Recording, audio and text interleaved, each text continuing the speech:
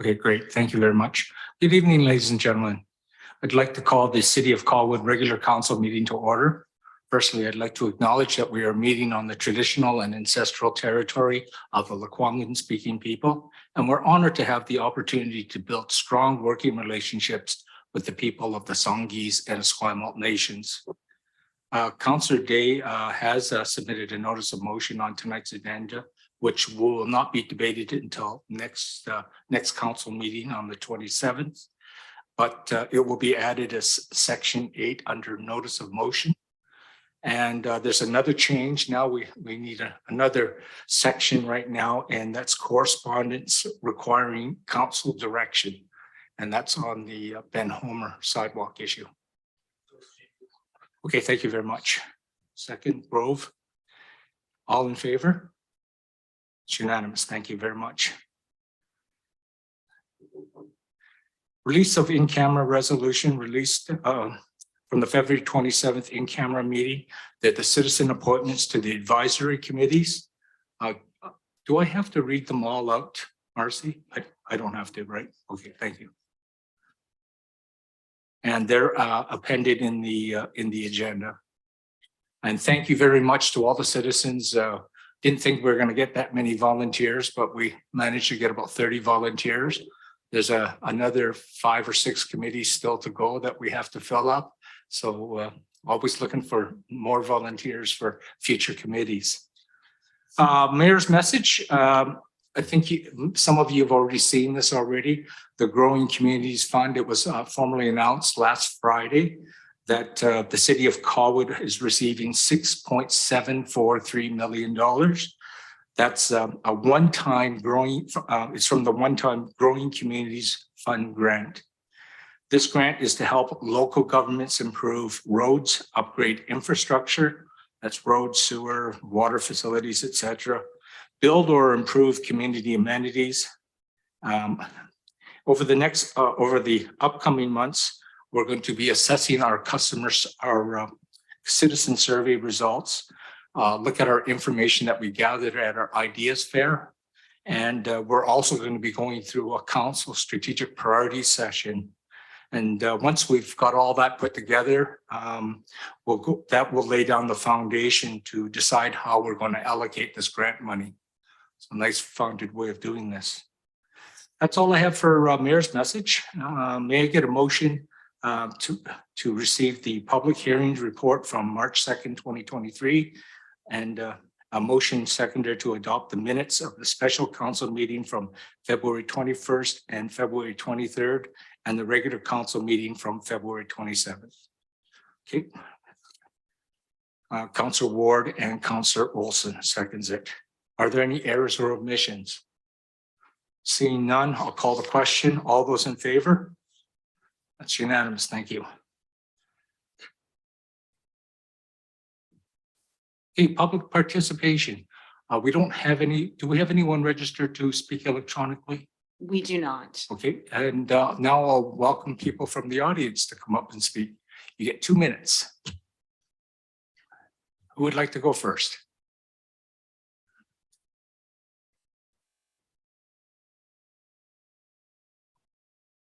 Okay. Oh.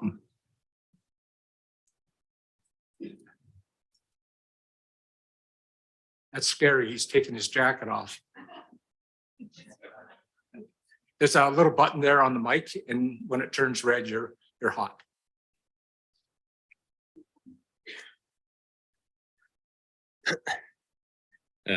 Dear Mayor and Councillors, my name is Josh Dupuis. I live at 2847 Souk Lake Road here in Langford. And I would like to start by saying thank you to the municipality of Colwood for allowing us to operate our mobile saunas at Esquimalt Lagoon here on Ocean Boulevard. We are grateful to be able to offer a service to the community that promotes healthy living, brings people together, and encourages them to spend time in nature while visiting a beautiful beach. Saunas are well known for their large amount of benefits for the body, the mind, including better sleep, stress relief, recovery, and mental health, just to name a few. There are many other benefits backed by research as well. We believe that the sauna adds value to an already beautiful place and brings businesses at the same time to local coffee shops and stores here in Colwood. Our mobile saunas are built with cedar and made to blend into the natural environment, so it's not an eyesore for everyone. Our customers book online to avoid any lineups or traffic jams. One group leaves peacefully as the next group arrives for their session. Health, wellness, and community is the goal at Wildwood Saunas, and our saunas are a great, healthy alternative to going out and drinking on a Friday night. I truly believe we need more activities like this around. We are happy to work with the Mayor and Council proactively to find a more permanent solution to this matter. Thank you very much for your consideration, and thank you everyone for coming to support. Have a Thank great you night. very much. Hey, last call. Anyone that wishes to speak from the public? The mic is open.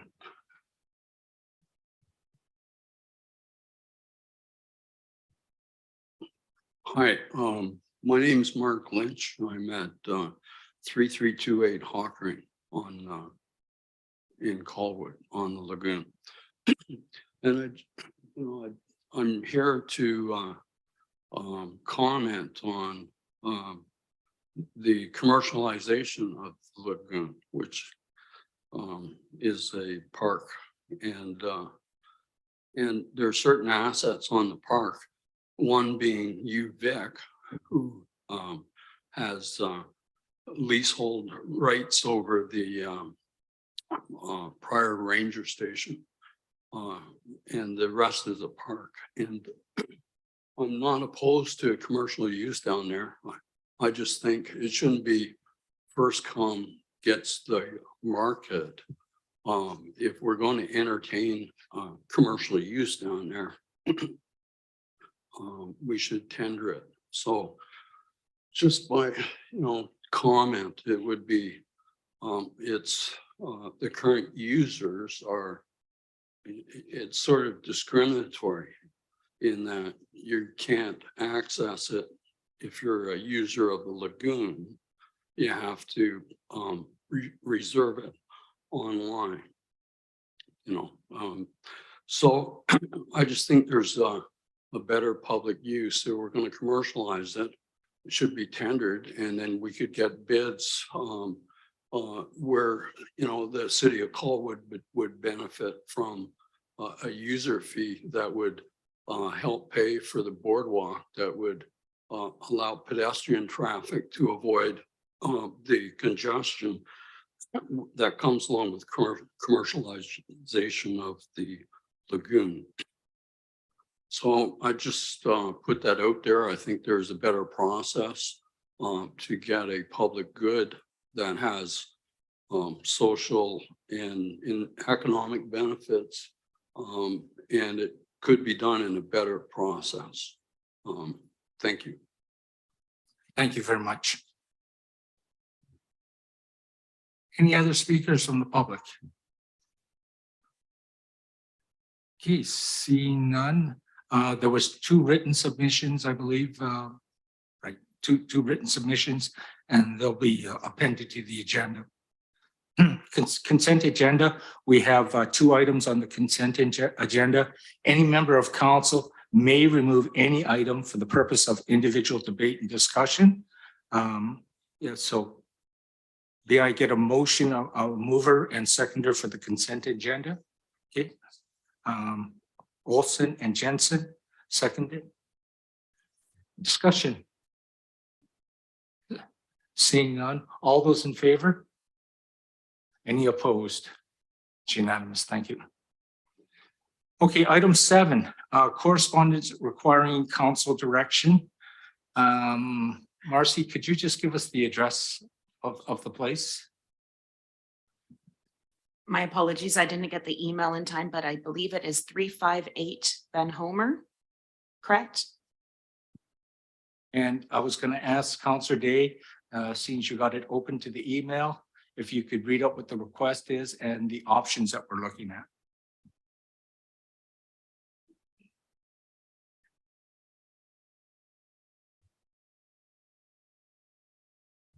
Dear Mr. Kobayashi and Council, We ask for your time to listen to our concerned voice, the homeowners of 358 Benhomer Drive. For the sidewalk construction along Benhomer Drive, dozens of mature floral bushes and trees have been removed. Now, the engineers are planning to remove our beloved 40-plus-year-old sequoia tree in front of our home this week. That tree, which has been filtering air pollution of this bus route, cooling down air in the summer, reducing noise pollution, mitigating climate change, allows biodiversity, and more. Please see the attached images of the affected tree. We have to protect this magnificent living tree in our city in times of climate change for the benefits on Benhomer Drive. I'm asking for your attention and a conversation to design a solution around nature. I'm looking forward to hearing from you soon. Thank you. Thank you. Yours sincerely, the family. That's it. Thank you very much. So the reason we have to bring this up right now is because on Thursday, the city has planned on cutting down the tree. So it requires our attention today. And if you could, if you do not mind, Councillor Day, could you read out the options that have been provided by staff?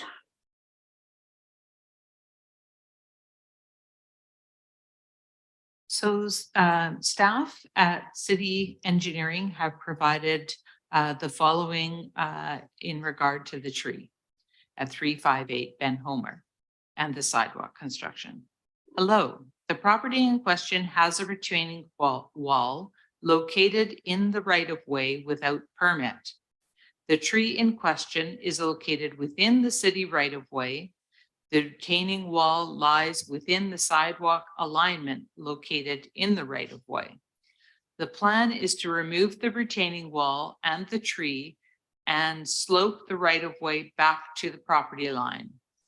The fill within the retaining wall provides structural support for the tree, so the tree would be compromised once the retaining wall is removed. There were three choices. 1, construct the sidewalk as intended, remove the retaining wall approximately 0.6 meters high, and regrade the area. We had an arborist review the tree, and they were unsure it would survive due to the disturbance to its root bed. If we were to reinstate the unpermitted retaining wall to promote saving the tree, it would likely die anyway, and there would be concern over the structural integrity of the tree. But the homeowner would be able to keep the area that they maintain within the right-of-way. Choice number 2, narrow the sidewalk in front of the area to allow the retaining wall to remain. The sidewalk would narrow down from 2 meters in width to approximately 1.7 meters in width. Or the third choice is to realign the sidewalk to go around the retaining wall.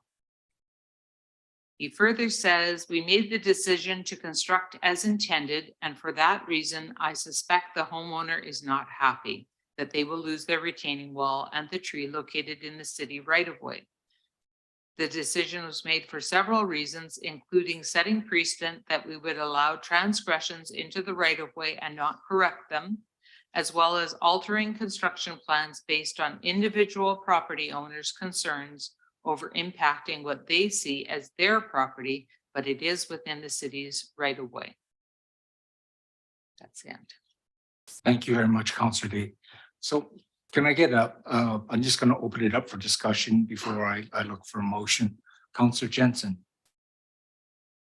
Thank you, for worship. A couple of questions. I don't know if there's any engineering staff here, but personally, I would prefer to see this realigned. Concern is if we go to the effort of trying to save this tree and take down the retaining wall, I think if the feeling is that's not going to save the tree, then what's the point?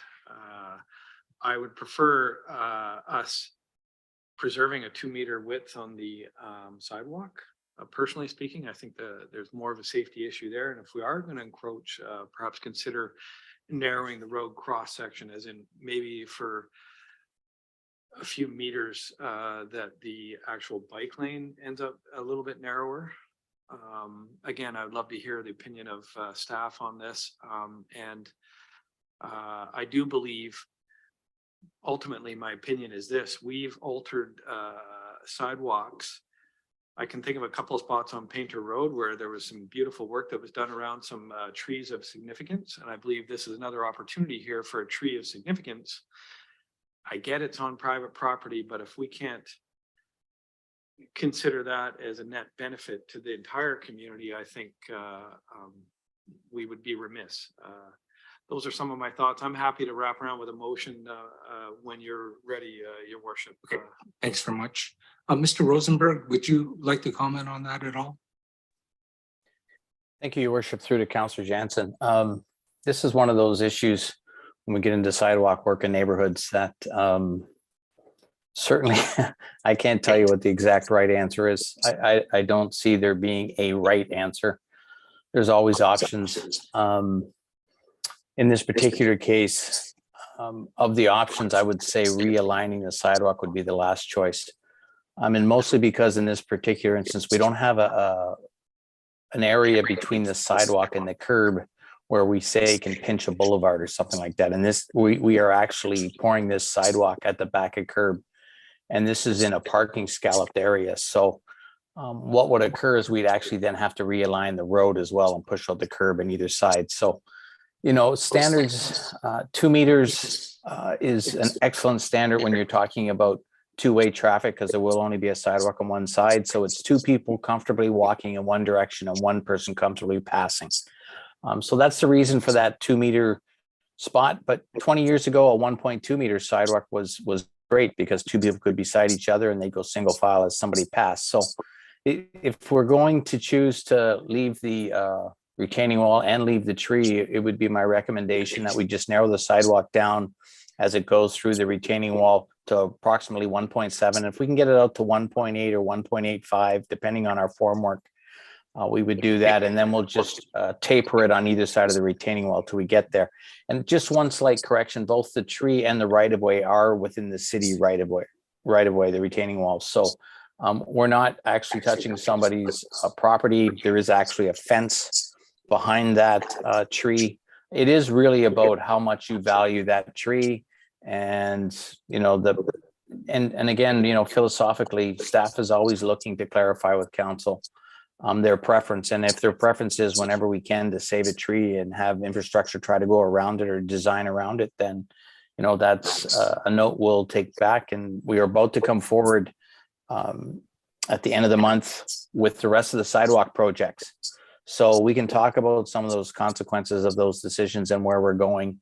In the meantime, I think if council's choice is to keep the tree, then we can make it work. I appreciate that that candor, and I do agree. If there's a way that we can make this work with as minimal impact as possible, and if it is our tree, then my desire is that we hang on to that for the net benefit of the community. And I'll relent and hear what my colleagues have to say. Thank you, Your Worship. Thank you very much. Councillor Jordison. So I find these situations most difficult because, you know, you want to save trees and you want to, you know, understand the homeowner's feelings and that sort of thing. But I guess I'd be interested to know if, like, how long they've lived there, if zoning was in place prior to that tree being planted. So I guess, did they know they were planting it on city property? Was that defined at the time? Because I think everybody needs to know what is city property and what isn't when they plant something, and know that that is a possibility. But also, I think the problem here is that if we are not consistent in treating these situations the same,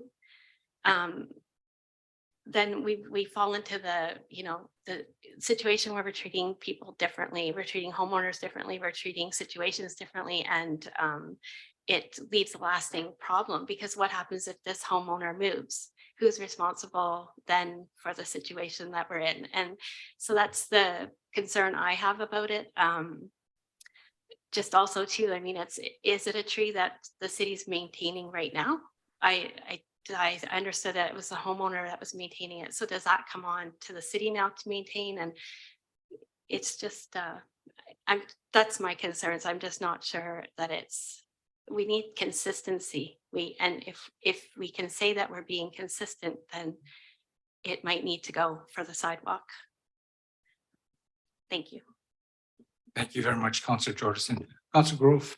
Thank you, Chair. I moved here in 1980 to study as a student, and I marveled at the trees over on that side of the city of Uvic, where they take the sidewalk and they go around, they have the deep wells accommodating trees. I came from Ontario, where a tree has never been considered for anything except to cut it down to pave something straight. And I appreciate that thought of having a sidewalk. I see them in Chosen Road, although some of that's hydro poles that we're doing little curvies around. Anyway, I think that notion is wonderful. However, I did go by the tree, and it's not quite 50 years old, I understand. It grows quickly, these trees. The sequoias are very fast growing trees. I'm not sure it's an appropriate landscape plant.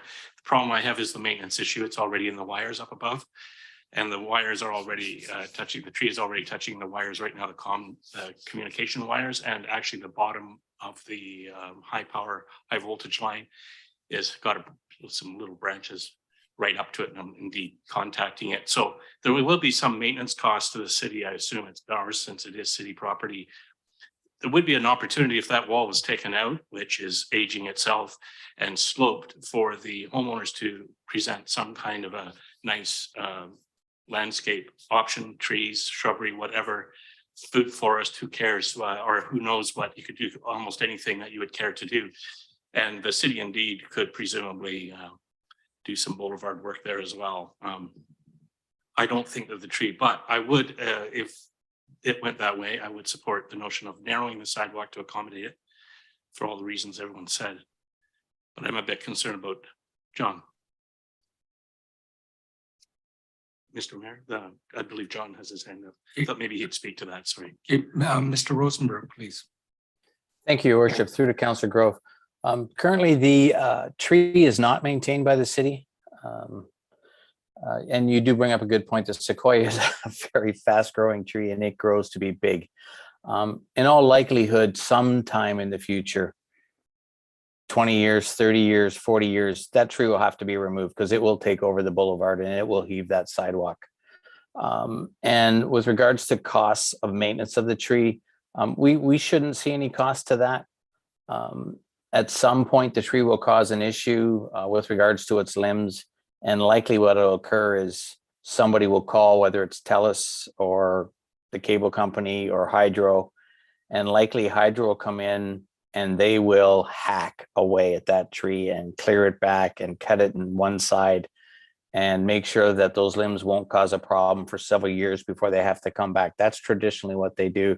They don't come in and trim it nicely. They come in and just hack away and then leave and come back. So there won't be a cost to the city leaving the tree. I mean, it's been there for years. I doubt it's caused any issues, you know, lots of trees and all over the city. And, you know, staff doesn't take down these trees lightly because, you know, for many reasons, they have a lot of value. And 40 years of growth is not easy to replace. So it comes back to my first comments. There really isn't a right answer. This is a tough decision, and any extra information I can provide to help you make that decision, I'm glad to do so. Yeah. Okay. Well, thank you very much for that, John. It helps. And I, you know, I'm happy to not take the tree down. I just thought I'd voice a few opinions there. And I would also support a motion to continue the plan as originally foreseen, but with the narrowing sidewalk idea, I could support either one. So thank you. Okay. Thanks very much, Councillor Grove. Councillor Day. Oops. Thank you. So I have considerable personal experience with giant sequoia trees. My house was built in 1974. My driveway goes past my house. Immediately adjacent to my driveway is a giant sequoia tree, not planted by me, pre-existing to many, many years ago.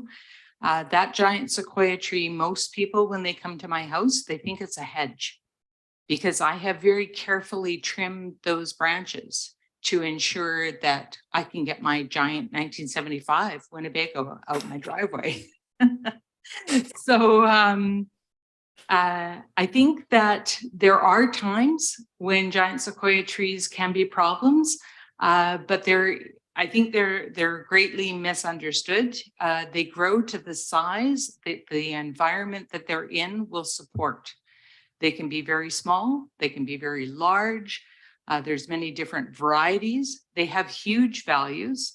The value of a 50 or 60-year-old giant sequoia tree, according to the city of Comox's heritage tree bylaw, is about $100,000. So it's not insignificant, and it does provide all of the benefits that the writer mentioned. There's no guarantee with any tree that it'll live forever. I've saved arbutus trees, I've saved sequoia trees, and I think that it is possible to reach a compromise that both works for the city and works for the residents. In my time on council, BC Hydro trims trees in every neighborhood of Colwood at least once a year as part of their regular maintenance of their lines. And when they're in the area, they've been very amenable to trimming other trees that are close to the ones that they are working on. So for example, I have there's 13 large trees in my front yard, and my telephone lines are sometimes impacted by branches. And if BC Hydro is in the neighborhood, they've been very willing and very helpful in taking a few limbs down that were bigger than what we were able to handle ourselves. And those trees have remained intact for the length of time that I've lived here, which is about 35 years. So I think it is possible. And after we've heard the discussion, I'm really hoping that we can move forward with a compromise, at least until it's obvious that there's a problem, that we must cut the tree down. Let's try to keep as many trees as we can. Thank you very much, Councillor. Councillor Ward. Thank you, Mr. Mayor. Through the chair to Mr. Rosenberg, I have a couple of questions for you, if you don't mind. Has the city measured the diameter of the trunk of this tree? Not that I'm aware of. We have had an arborist review the tree itself, though. Okay, and then, I just, in context, that just speaks to our existing tree bylaw, where anything greater than 60 centimeters is protected essentially. So should, certainly at least come for discussion. So having visited the site and met with the homeowners, their perception anecdotally is that it maybe just falls slightly short of that, but I have no confirmation of that at this point. They figured it was about 56, 58 centimeters. So very close to what we would earmark as a protected tree. Another question for you. I noticed in written correspondence that the option to narrow the sidewalk was listed at 1.7 meters, but in the context here in this meeting, you've said 1.8 might be feasible. And I was just hoping to clarify that, because 1.8 for the benefit of others is sort of the North American standard for disabled transit and access, which, is pretty important. So I'm just curious if 1.8 is something we think we can do with the space that's there. I haven't gone out on site, to be honest with you, Councillor Ward, to exactly measure that. The conversation I had with our on-site engineer was that he was hoping to get to 1.8.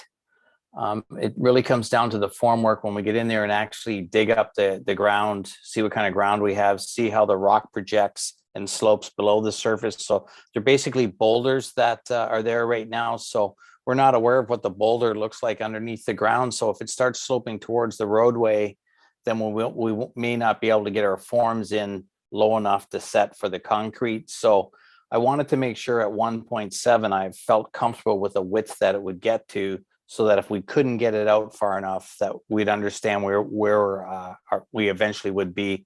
I mean, ultimately, we're going to gain if the choice is to narrow the sidewalk, we're going to take as much width as we can from that sidewalk. And that can include, you know, using a substandard form board where normally it would be a 1x2.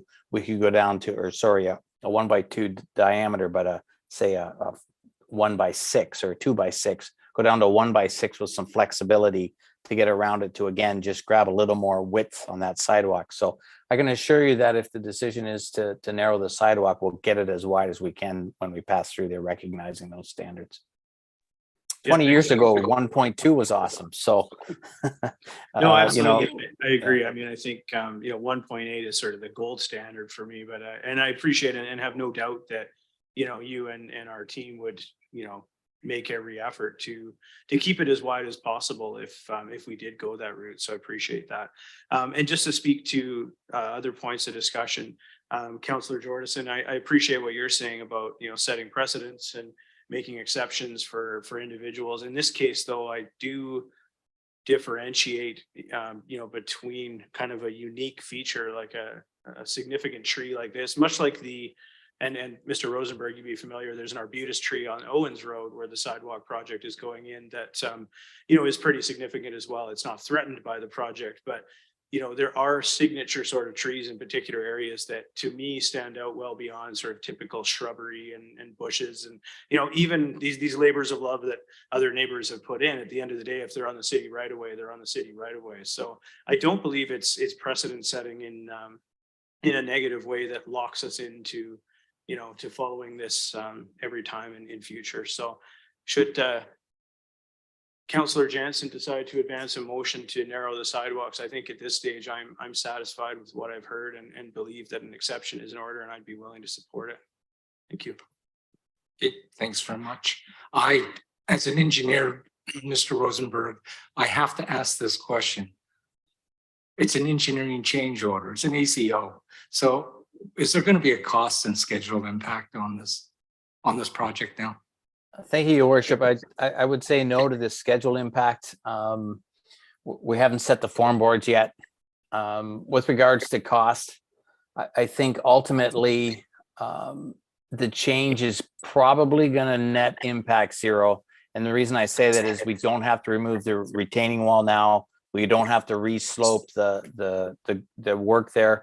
We haven't had the conversation with the contractor. So when we do make a change, we can sometimes not be in a positive position. But I think in this particular case, I'd feel fairly confident saying that I could stand pretty firm on there not being an extra cost if we narrowed that sidewalk. That's what my gut feel said, but I just wanted to hear it from you. Okay, I'm going to turn it over to Councillor Jansen for the motion. Yeah, thank you, Your Worship. A great discussion and some good points raised. I'm happy to move the second option, which I believe was reducing the sidewalk width to 1.7 meters thereabouts, and preserving the tree and the existing retaining wall, Your Worship. Perfect, thank you. Can I get a seconder on that, please? Councillor Ward, discussion on the motion. Seeing none, I'll call the question. All those in favor? And all those opposed? So just Councillor Jordison opposed. Thank you very much. Great to have diversity on council.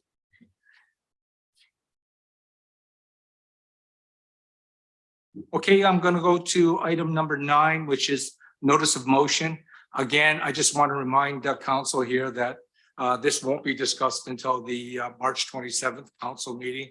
And this is just a notice of motion, and it is in front of you right now. It's brought about by Councillor Day. Councillor Day, could I get you to read the motion, please?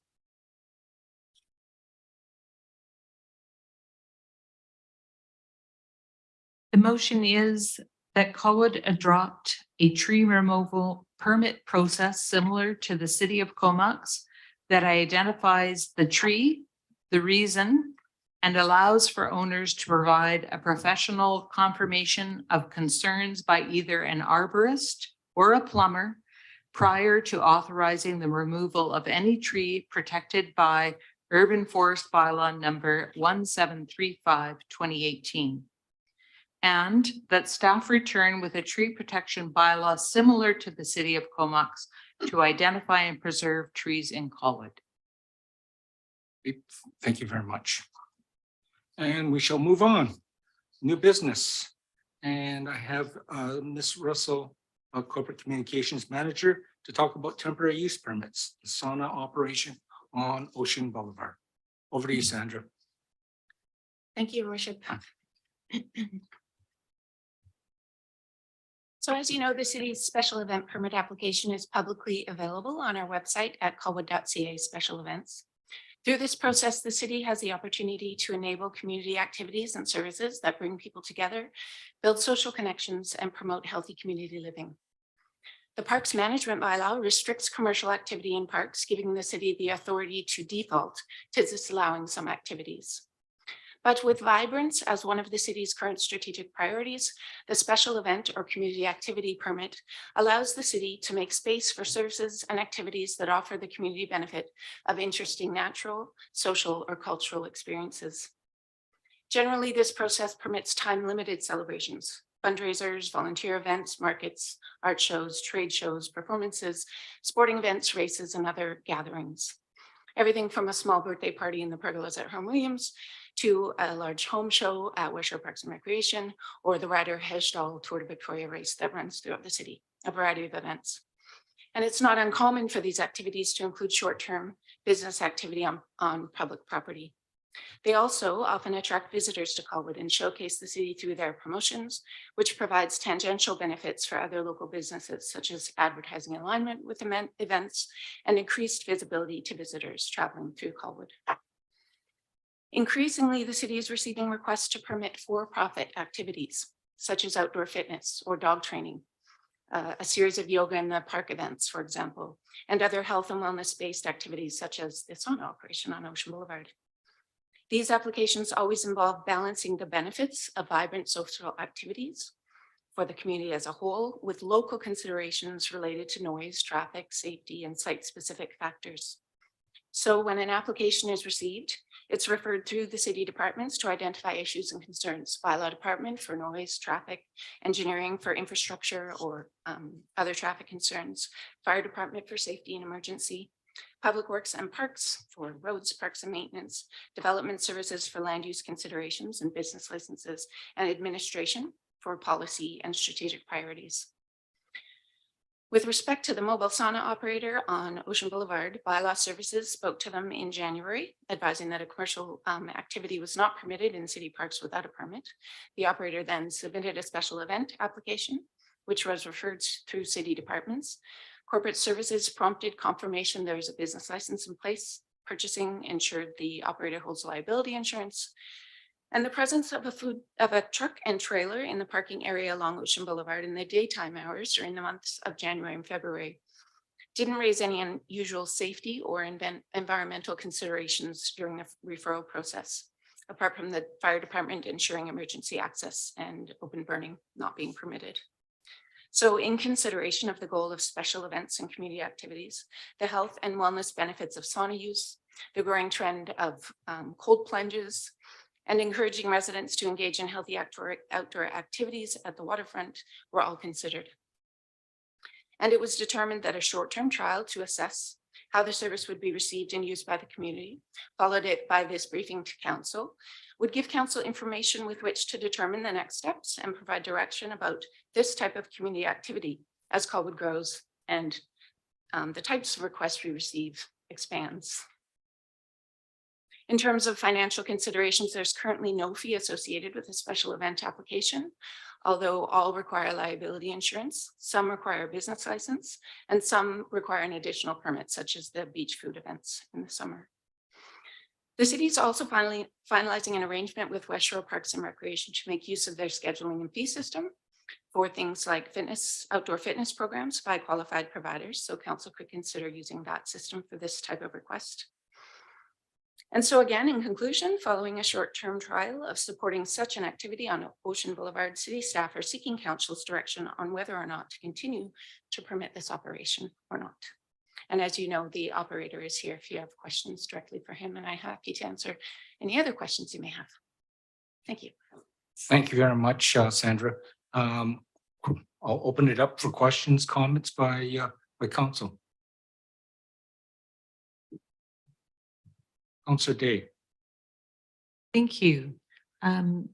I appreciate that this is both a difficult issue for staff to manage in that community events are sometimes put on by commercial businesses, and that many of our community events utilize commercial operations to support them.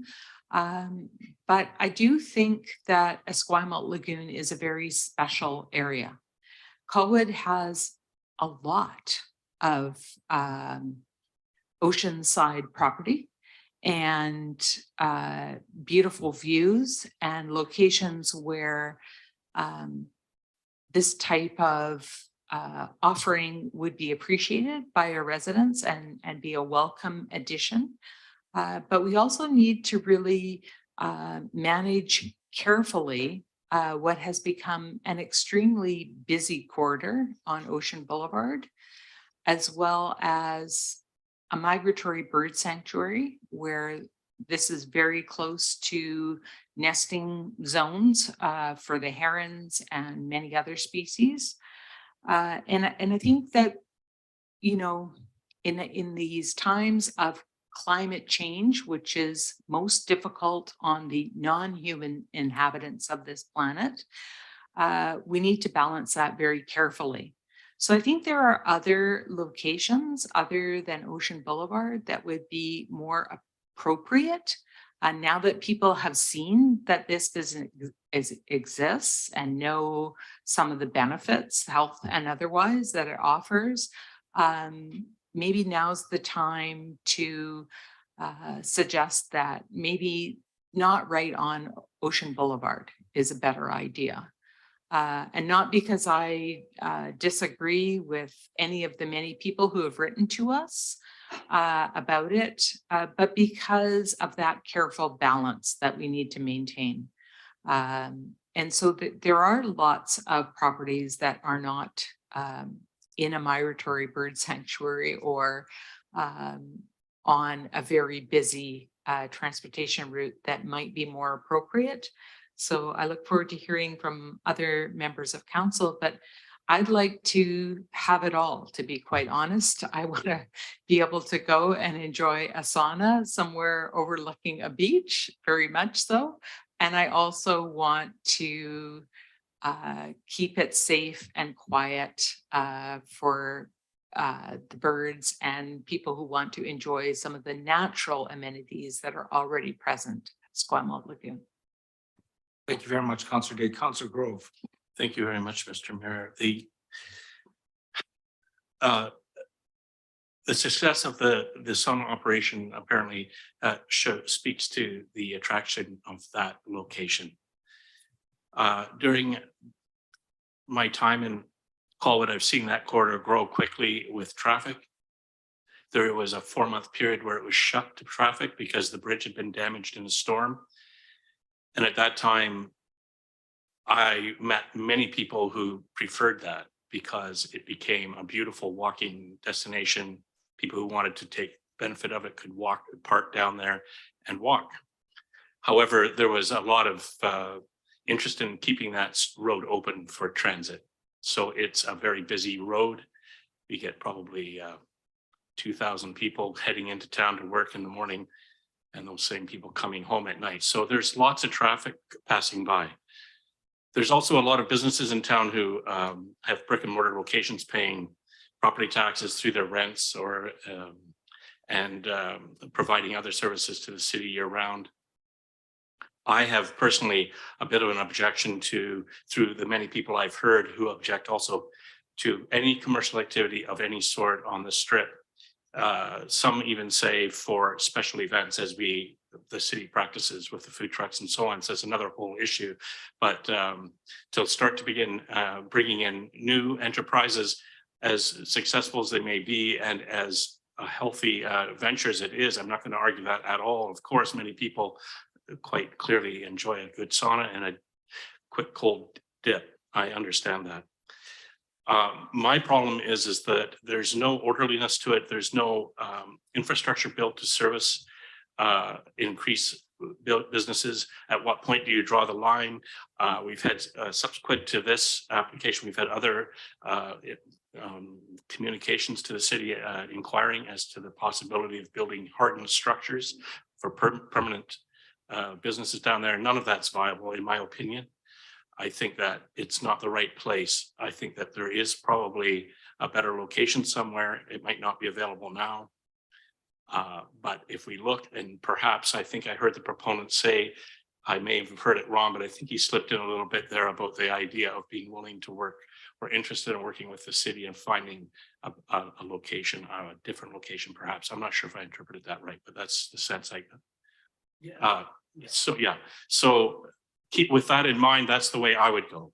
So I personally can't support this idea right now. I don't think it fits with this idea of building the community, because that's a public thing. That's a free thing. That's like a park. That's where people can go and enjoy the beach without it. It's not about spending money. It's not about commercialization on that strip. It's very special. The bird sanctuary is very special. Parks Canada is right nearby there. I've heard too many people speak opposing to it, and I think that's where I come. Thank you for trying your enterprise. I wish you the best with it, but in my opinion, I think it's not quite the right location.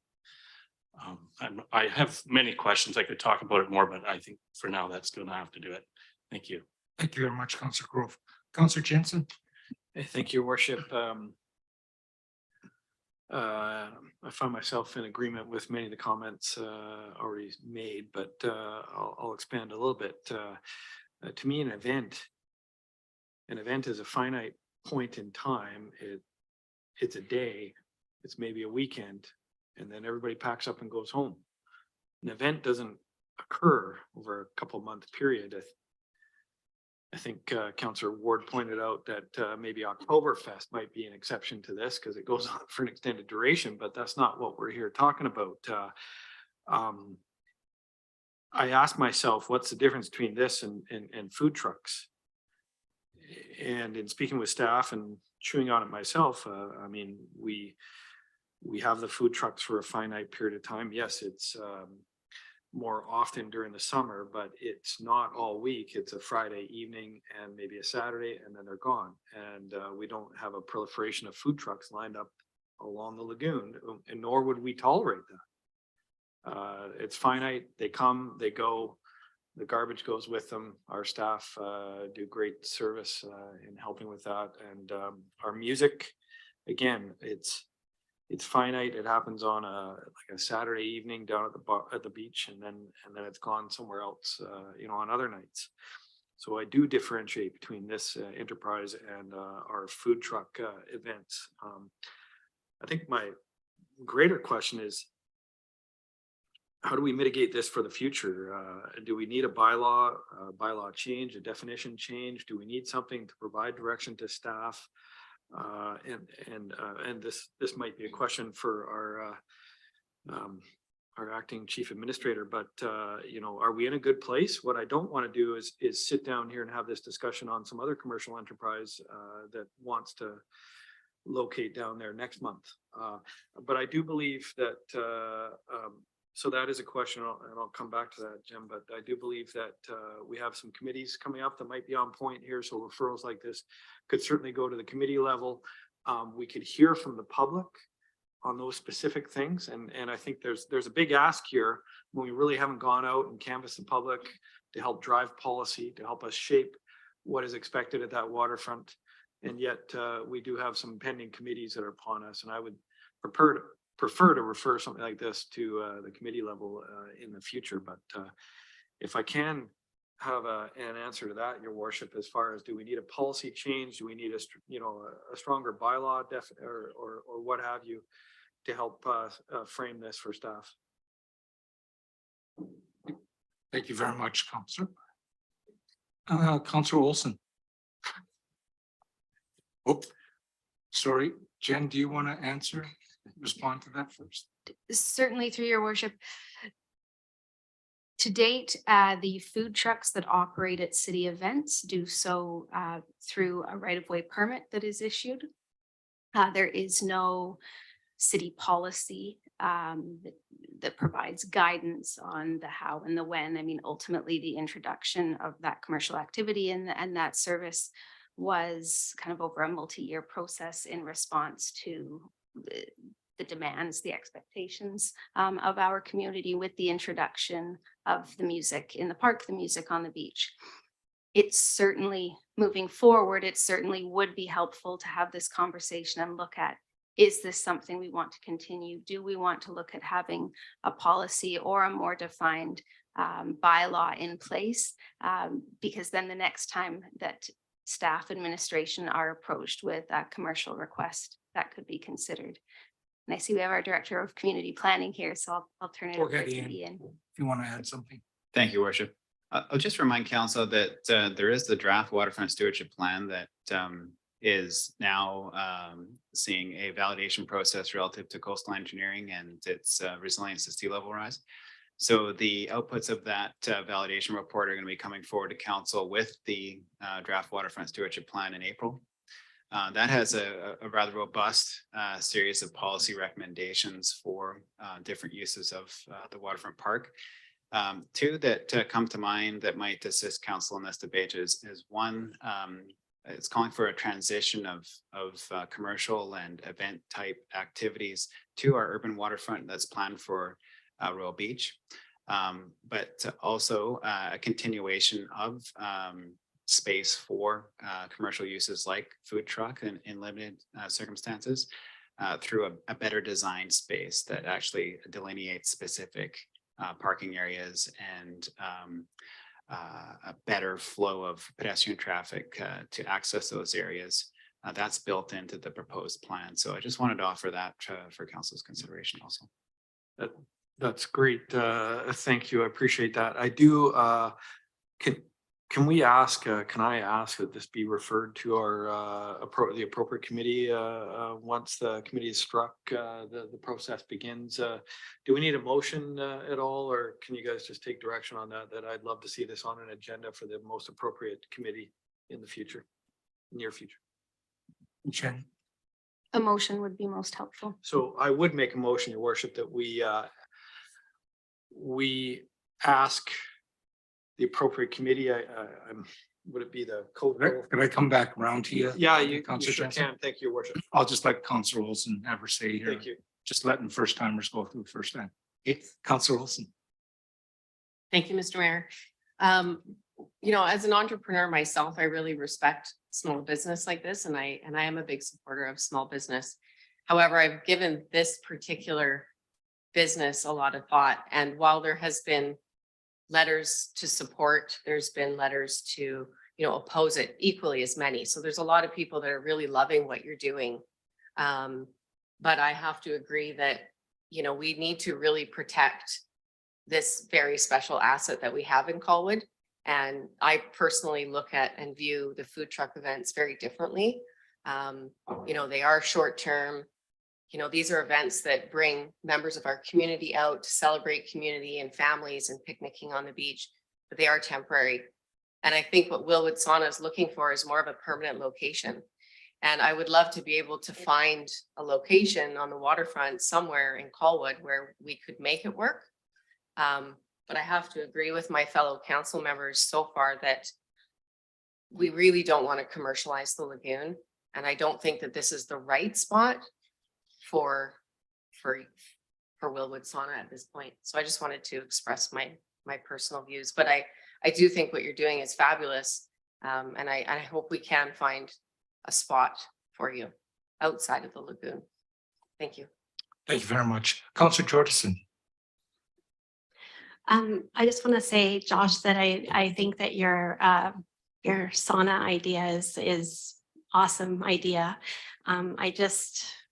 I think like my council counterparts that it may be the wrong location as well. And in regards to, I know we've had some discussion about policy here and stuff. It does say that with requiring a permit, that it further states any event that is new, unusually large, or controversial may require city council approval. So I guess I'm kind of disappointed that we're in the situation that we're in, and that we've granted this approval, be it temporary or not, for you to operate. And then now we're at the point where we have to maybe yank it and say, it's not gonna work. That's not fair to you. And I don't think that's how Colwood should be doing business. However, that's the situation we're in. But I think that in the OCP, it states that a lot of these events that we currently do down at the lagoon should be in Royal Bay, Royal Beach area. And so I'm hoping that maybe, like Councillor Olsen has stated, that maybe we could find a location for you in Royal Beach area to operate. Yeah, I guess I'm just concerned that we're in the situation that we're in. But I think with it being the lagoon, it's just not the right location. Thank you. Thank you very much, Councillor Jordison. Councillor Ward.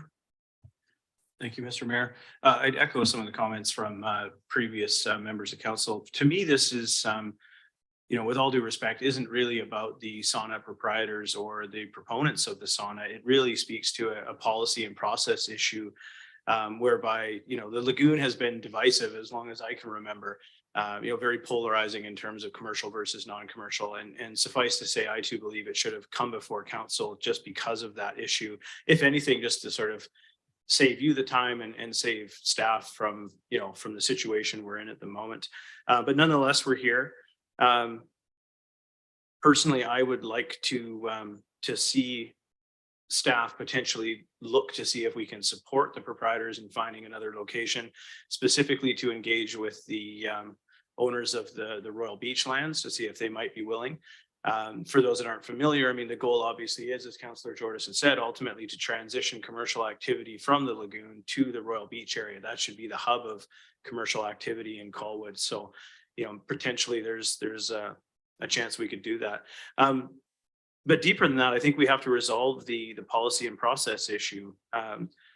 In defining a special event, for example, you can scroll through Google, I've got it here, and there's definition after definition, and everyone speaks to a finite time limit, as Councillor Jansen alluded to.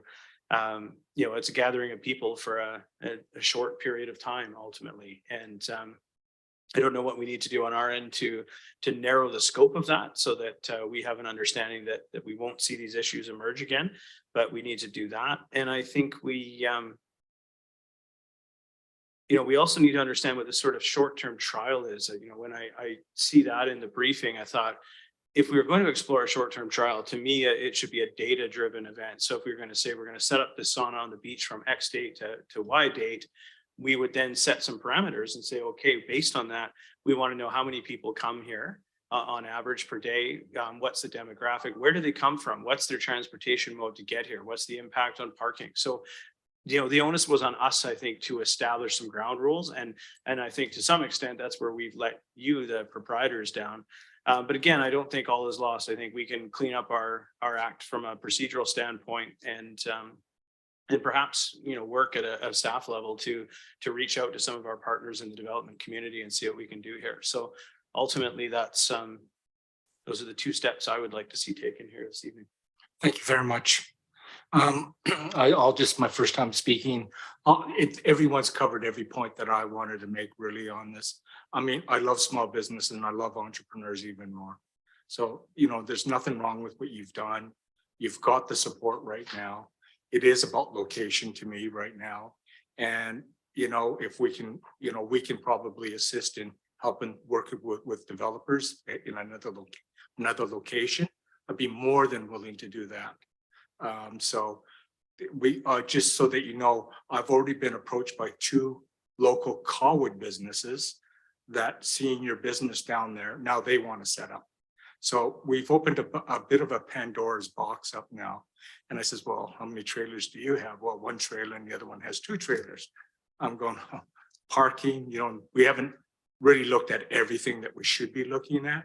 And I feel really bad for you because, you're typical entrepreneurs and you've done well. And from what I could see, just from the messages that I'm getting in, the support is generally pretty good. But it's just wrong location, as everyone else has said here. So, but there are alternatives here. And that's why I'm optimistic. And if you're open to those other alternatives, then we can maybe make something work here. So that's where my head is. And did someone want to make a motion? Councillor Jensen, I think you were going to. Councillor Jensen. Sorry, and my motion was not specific to this particular discussion, but it's more global than that. And it's I would, and I did look up the appropriate committee. I believe it would be the Waterfront Stewardship Committee. And my motion would be that we refer commercial activity at the lagoon, or the viability or sustainability of commercial activity at the lagoon be considered or discussed by the Waterfront Stewardship Committee with a report back to council in the near future. Yes, sorry, Marcy, go ahead. Ask your question. Go ahead, Marcy. My apologies through you, your worship. Just so you know, this is part of the Waterfront Stewardship Plan that is intended to come to the Waterfront Stewardship Committee on April the 27th. Correct? Yes, So it's already, it's Covered. already in motion. I for the withdraw my policy. motion, Your Worship. Thank you. I thought you were listening to the same person I was, so that's okay. Councillor Grove. Thank you, Mr. Mayor. The item here is asking council to provide direction to staff. Pretty vague, so I'm not sure if the direction is to proceed, reissue a temporary use permit, renew it for another 2.5 months or 2 months. Like, I don't quite understand what we're doing here. Yeah, Okay. that would be good. Thank you. Actually, I've got Council Ward ready for a motion. Council Ward. Thank you, Mr. Mayor. I'd like to move that we direct staff to investigate potential alternate locations for the sauna business. And further look to define the definition of special event within our own procedures so that that's very clear. And also to set a definitive expiry, make a recommendation on an expiry date for the short-term trial for the sauna in its current location, ideally to transition it to a new location with our support. Sorry, Marcy, I know that's fairly long-winded. Feel free to chop it down. So 3 parts: direct staff to assist in sourcing alternate location, define the temporary use permit, establish an end date on that, and define the special event description for any future applications.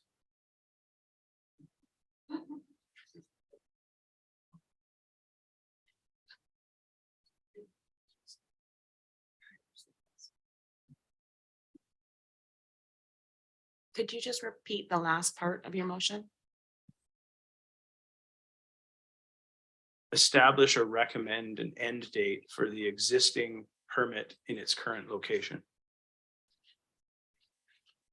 Just a clarification on that. Ms. Russell, did you not say that was just for January and February, or how long is the current permit for? I thought you There's- said January, February. There's no defined end date on the permit Oh, currently. okay. The idea was to come to council for guidance after a trial. And for clarity, the intent of the motion here is ideally to dovetail in a new location with the expiration. So my goal here is to give staff a window in which to potentially support you to find something so that we then can transition in an orderly fashion and in a friendly neighborhood way. And that process has begun. Thank you.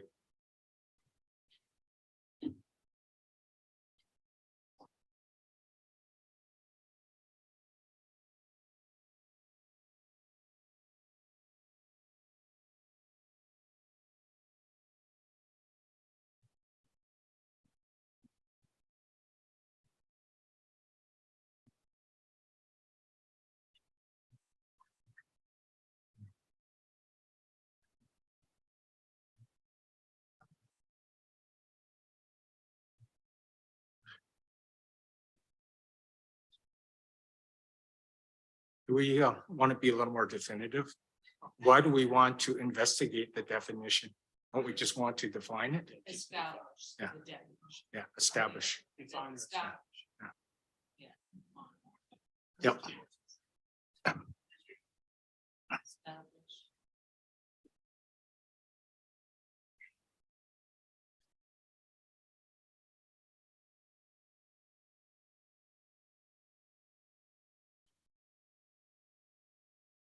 Okay with that. Can I get a seconder for that motion?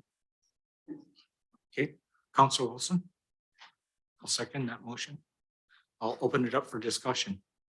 Councillor Day. Thank you. I think this is a very well intentioned motion, but I'm just worried if we're unable to find an alternate location where this leaves us. So I just want to express that I'm very supportive of small business. I love the idea of what you're trying to do, but if it really isn't up to the city to find you a location to operate your business. It really is, you are operating under a special event permit, which then became a temporary use permit. And everyone around this table doesn't want to take anything away from you, but it really isn't up to the city to make it work. So I think that we do need to establish an end date, as difficult as that is for all these nice people up here to say that out loud.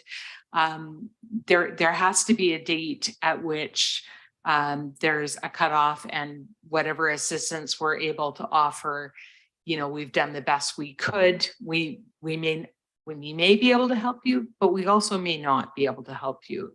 And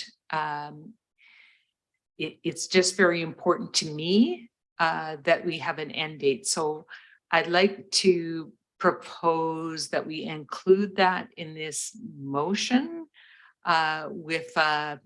and that staff report back to council by, you give me a date. I'm not trying to make this unreasonable for anyone, but I just want to include that in what we're doing, because we're trying to do it, but we're not promising that we will.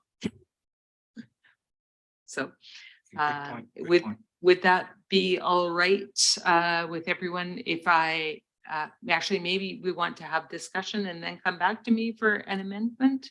Or does staff have a suggested? We're in date? discussion right now anyway, so Okay. we can discuss. Okay, is there any idea from staff how long would be comfortable? Would a month be enough?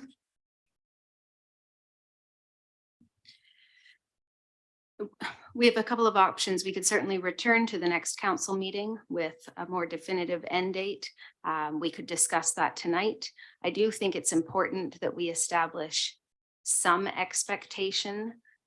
You know, the conversations to date were that this would be a trial period with the expectation that we would come to chambers to have a conversation and determine a definitive path moving forward. And so I do think it's important that we establish an end date of this trial period. We could return with options. I would open it up that is something that we should be considering tonight so that staff can Sure, take that away. that gets everybody out of the hot seat and gives you a moment to think about what's going to actually work. So I'm good with that, and that staff return with options.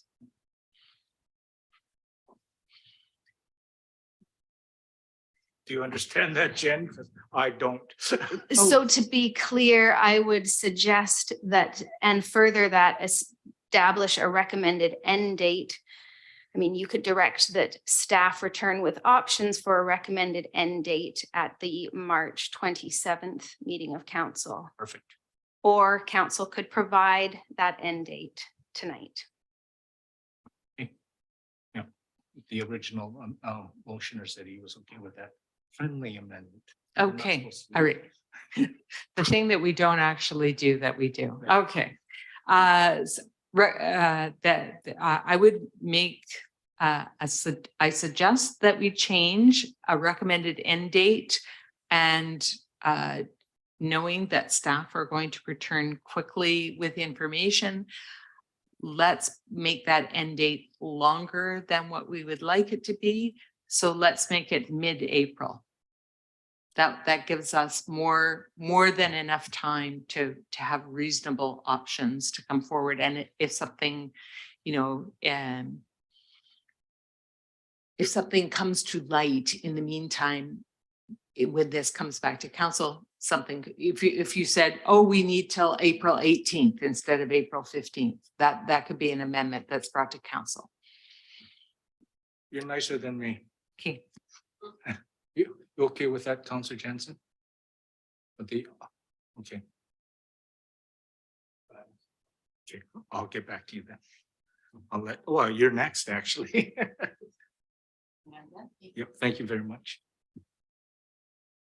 Councillor Jensen. And thank you, Worship.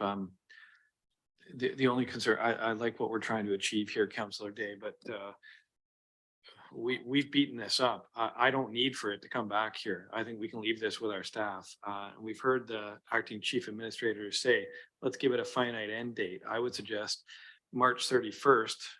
And I don't need to hear this again and go around the horn again and discuss this again, because the options have been presented, and that is that we have concerns about commercialization down there. So why would we reflog this 2 or 3 more times? Let's just get on with it and provide certainty for staff and certainty for the operator. And so I would suggest March 31st that this is done and the permit is over. And in that intervening 2 or 3 weeks that staff do what they can to help. But I do have a concern here is like, we haven't sat at this table and discussed helping other businesses in our community in this regard. And yet we are here. And we talk about setting precedent. This bothers me a little bit. I'm happy to play matchmaker and say to this operator, you need to call this person.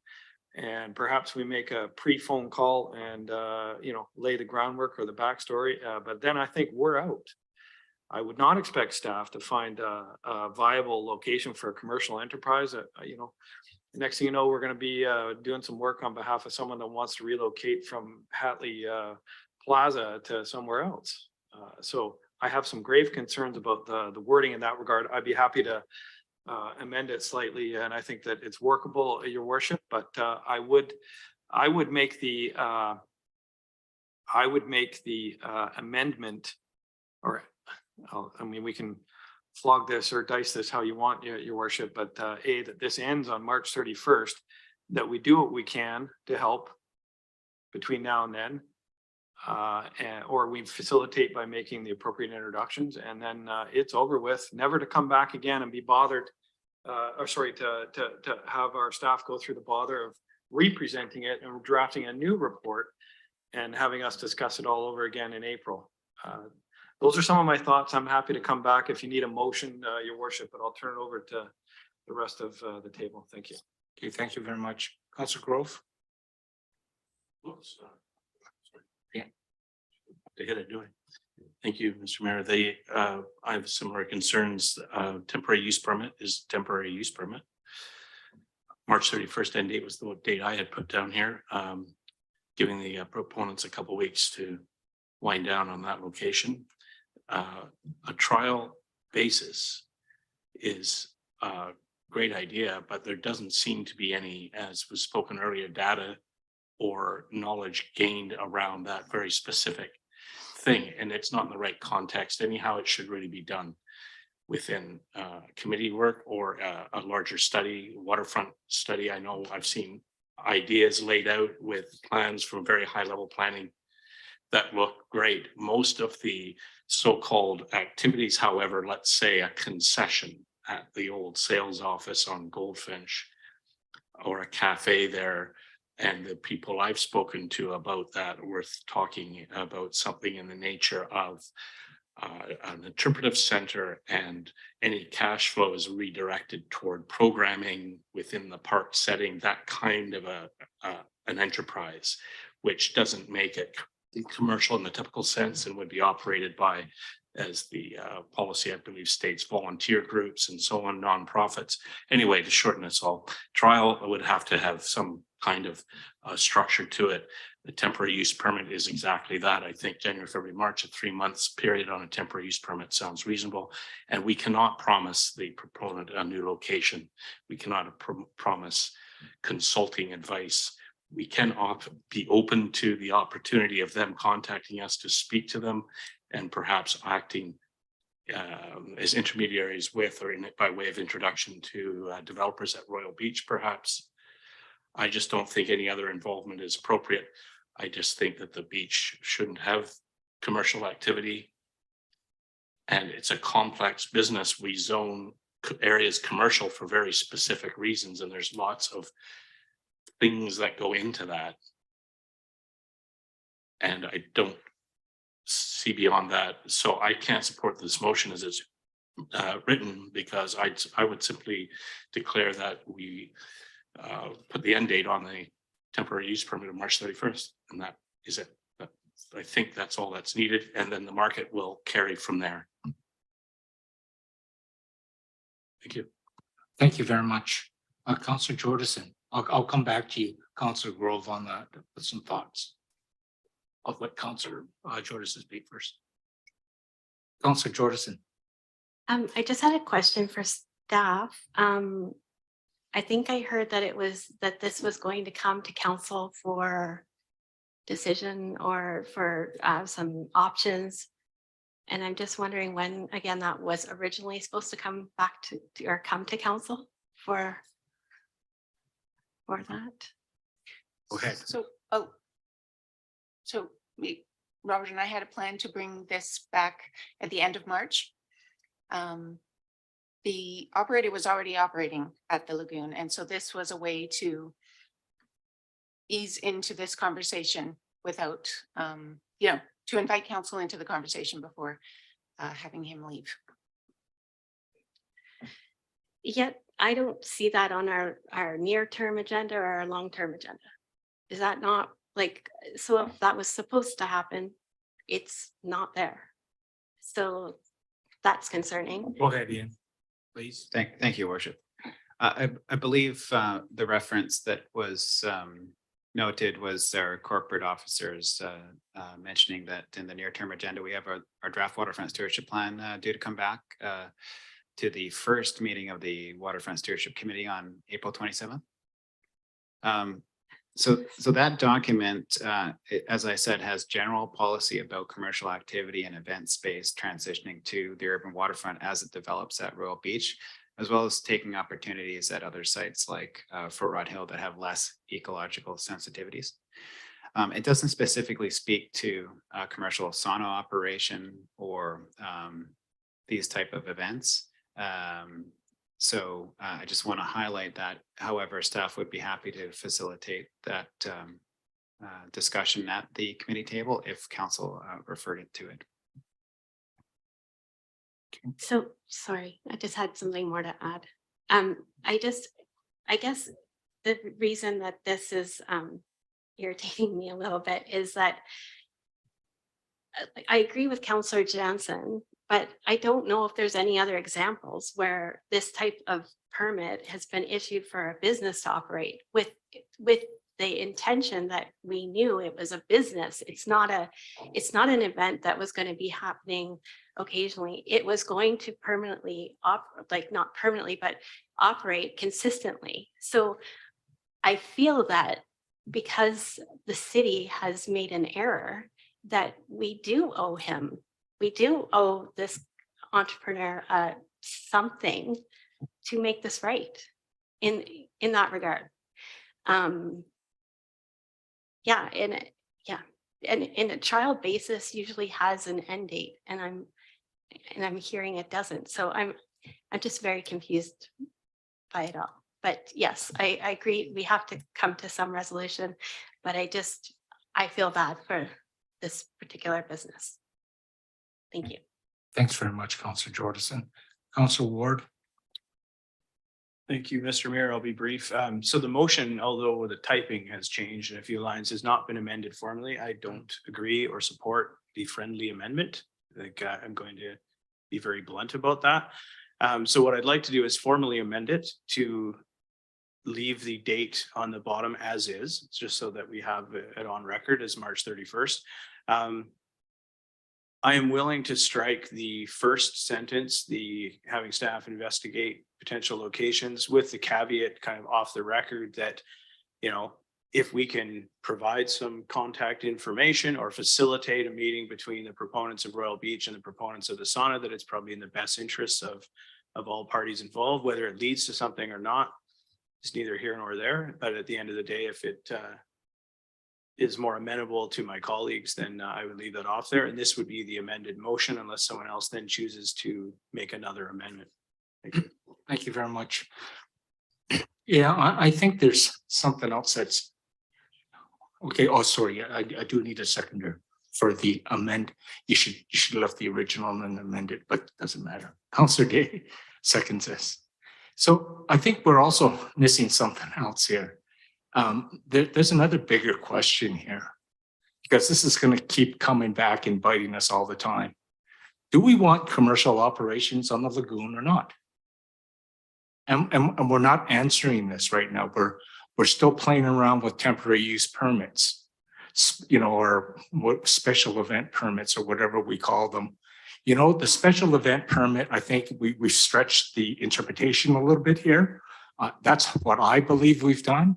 And this is what's got us into all kinds of troubles here. And basically what we're operating is a commercial operation. And so the bigger question to me is, that has to be answered by this council, I believe, is do we want commercial operations on the lagoon or not? And maybe it's a separate motion altogether because this is under temporary use permit, but we've got to answer that question. And we clearly need a different policy for that. It's not a temporary use permit. It's not a special events permit. So that's what I see is wrong with this. Is what's missing in all this right now. I get to say that because I was last. Councillor Day and Councillor Jensen. Thank you. I believe the motion should read that we establish an end date, not a recommended end date, because that is what we're doing here tonight, is establishing an end date. That's fine. And I think that the second question can wait. We do have a watershed stewardship committee meeting on April 27th. We can look for public input at that committee.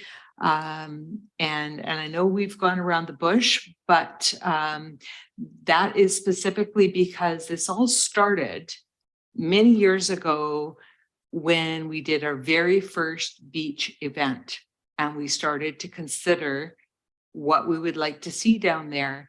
And the council of that day did look at and consider whether or not, and we had applications, many of them, for people to operate a business at the lagoon. And we said, no, not all the time, but occasionally for a special event was okay. That's how we have the food trucks there. It's gotten to be a lot more. And perhaps we're starting to see some of the impacts to the area. I want to support those businesses that provide opportunities for residents in Colwood to be outside and have positive experiences, but I don't want it to be at the expense of the nature of the environment that's there. So let's leave that for the waterfront committee to wrestle with and get on with the work here tonight.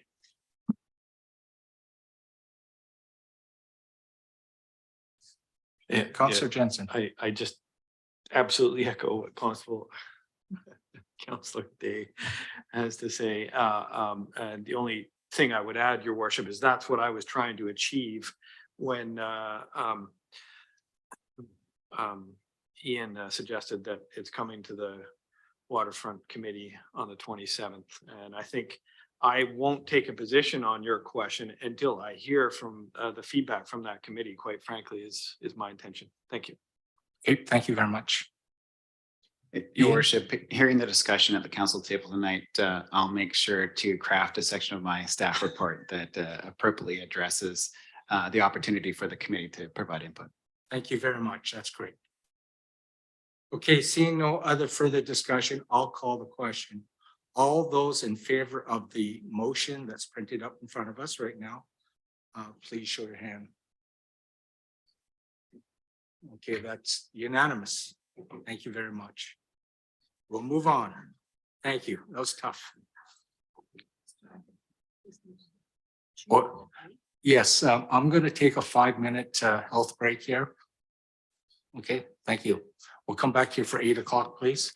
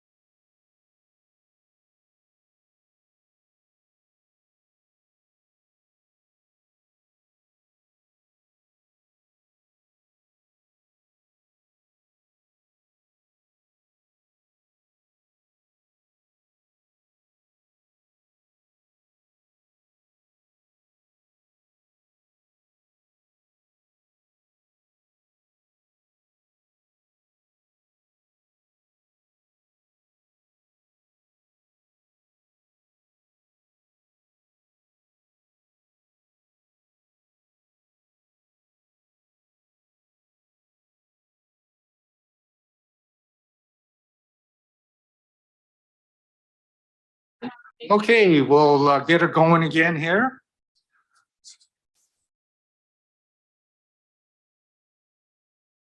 Is Jill here? Is Jill gonna be here? Oh, that doesn't look like Jill. Apologies, yeah, Okay. your worship.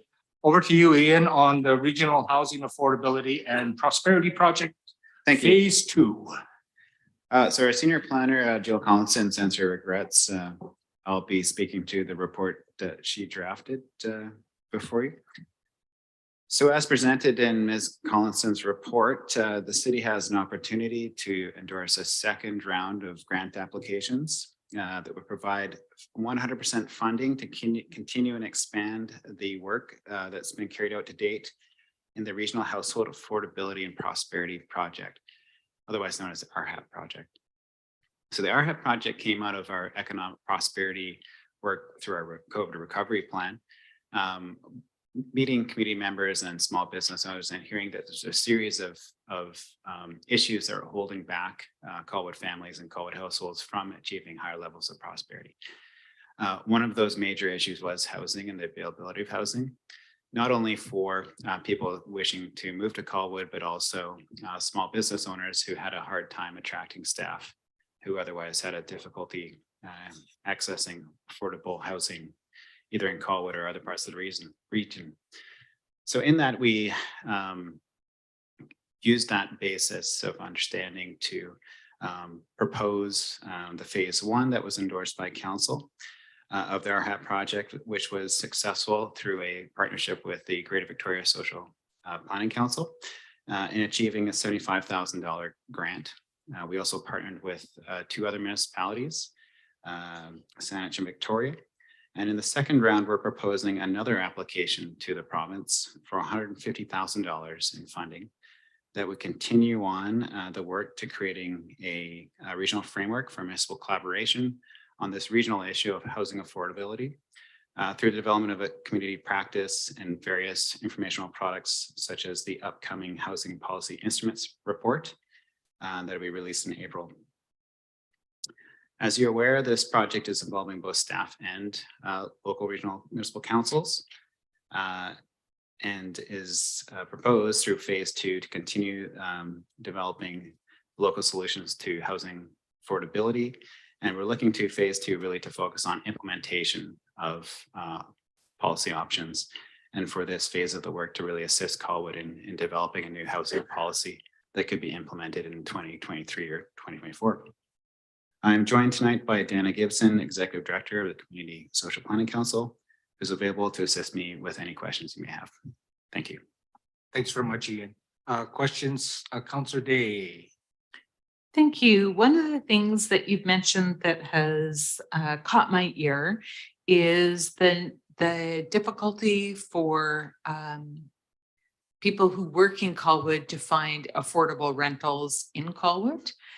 So I'm wondering if it's possible that the supportive housing that we already have in Colwood could give credit for local employment in their assessment of applicants. Like, could we ask them to consider in their evaluation of the applicants that they have, people who work at a business in Colwood to be higher, given a leg up on their application?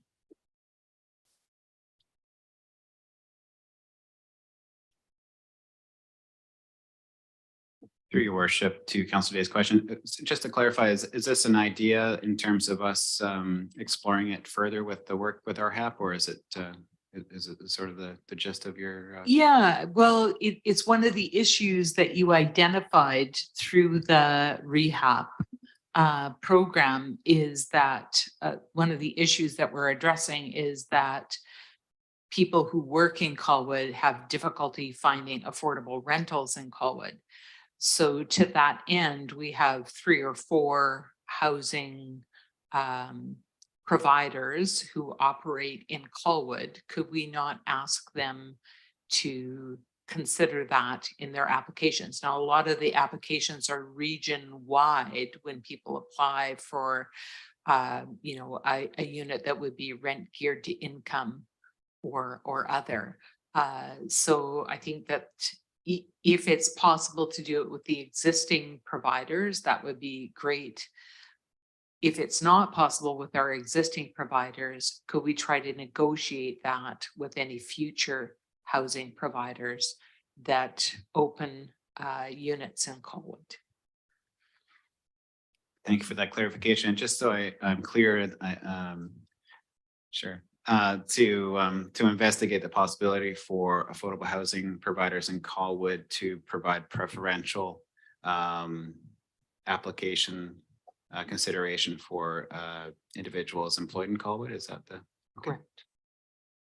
Joanna looks like she's got the answer. Yeah, I don't have the full answer. I know that there's wait lists for those that, jumping the queue. It can be really frustrating for people who've been spending years on a waiting list. But I think that what will be helpful is part of the next phase is really getting good data on how much is available in terms of housing at the size and income of the people that need it. And so we'll have a more nuanced set of data with the custom data pool we're doing with UBC that'll give us a really good fix on what we do have in Colwood in terms of stock at different price points and the family size and things and need and lining up. So what you're saying, I think, is do we have housing that fits the need? If so, can we get people access to it? And I think that's one of the questions we'll be able to answer in the data and then look at strategies for getting access.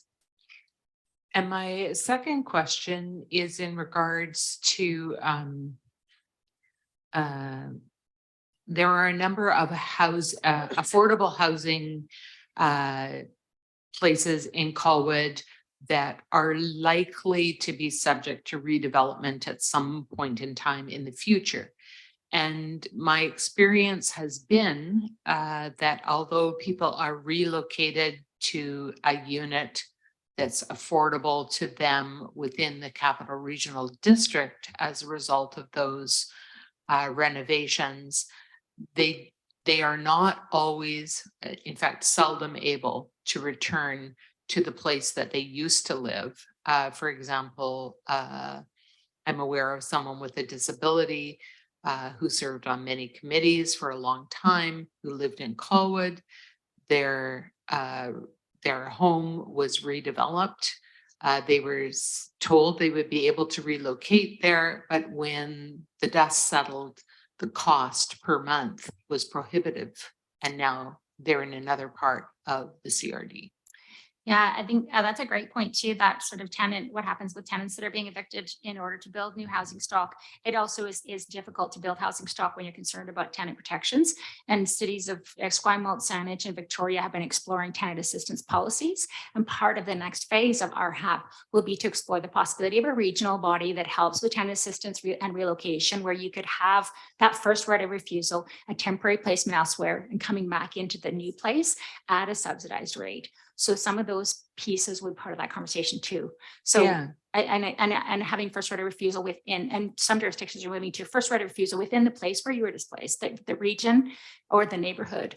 Right, but the issue is not first right of refusal. This person did have first right of refusal, but the Affordability. rents were more Yeah. than they could afford. So a person living on disability has a fixed income. There's no option for them to come up with more money. So those are some of the issues that will be explored in that tenant assistance policy that other jurisdictions are grappling with too, is how can you address some of those issues, particularly for somebody who's got a disability or local connectedness that really matters for their well-being. So certainly one of the things we'd be looking at. Great, thank you. Councillor Jensen. Yeah, thank you, Your Worship. I'm a little lost by this discussion because this item pertains to a grant application. So I would move that we support the grant application option 1, Your Worship. I'll move that recommended motion because it sounds like some of these answers will be answered in the next phase of this inquiry or these inquiries. Thank you. Okay, thank you. Seconder. Councillor Grove. Okay. Discussion. See no other further discussion. I'll call the question. All those in favor? And that's unanimous. Thank you very much. Simple. Thank you. Hey, Desiree Givens, you're on deck. Amendments to bylaw 1967, ADU, the accessory dwelling unit. Thank you, Your Worship, and good evening. The next item in your agenda is recommending additional amendments to bylaw 1967, which is the bylaw considering changes to the regulations for secondary suites and ADUs. Bylaw 1967 was given first and second reading on January 9th, and a public hearing was held last week on March 2nd.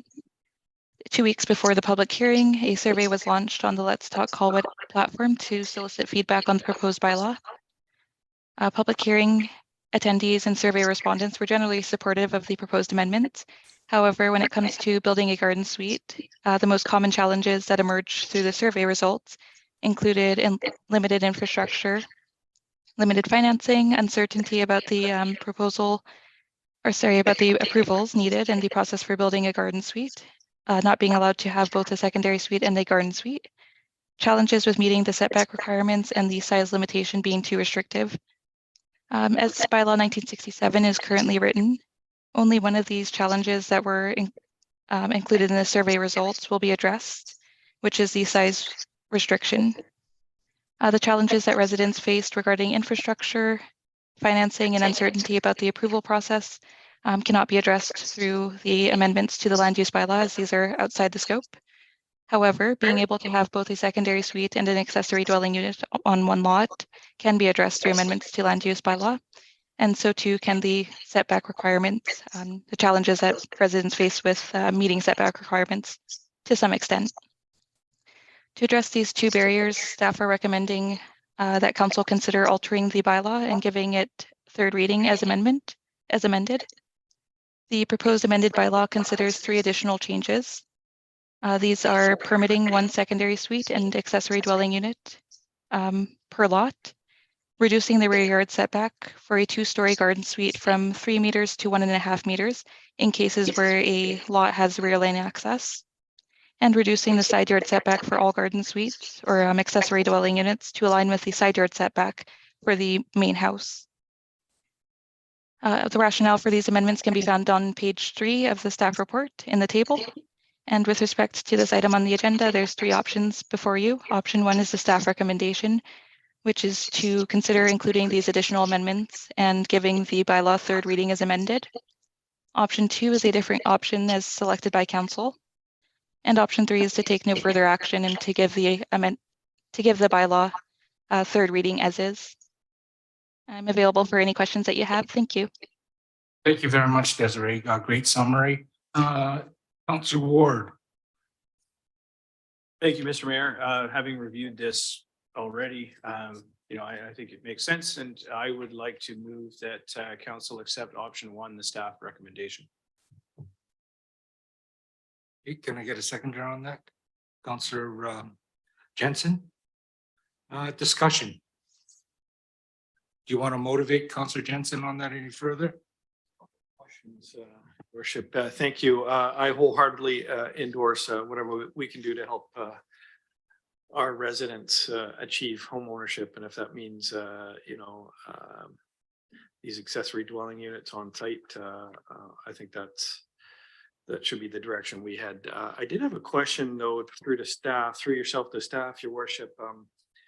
I'm just looking here, I'm trying to find an actual definition, the distinction between the garden suite and the accessory dwelling unit. I found in option 1, the detailed definition of accessory dwelling unit. Can you, Desiree, compare in layperson's terms sort of what the difference is between the two? Certainly, through the worship to Councillor Jensen, the difference between an accessory dwelling unit and a garden suite is that a garden suite is included as an accessory dwelling unit. So an accessory dwelling unit includes secondary suites in apartments, townhouses, and duplexes. And it also includes a suite within an accessory building on a lot. So that includes garden suites, coach houses. So it's all included in that definition. And on the other hand, there's secondary suites, which is can only be contained within a single family home. Okay, so I think I got it.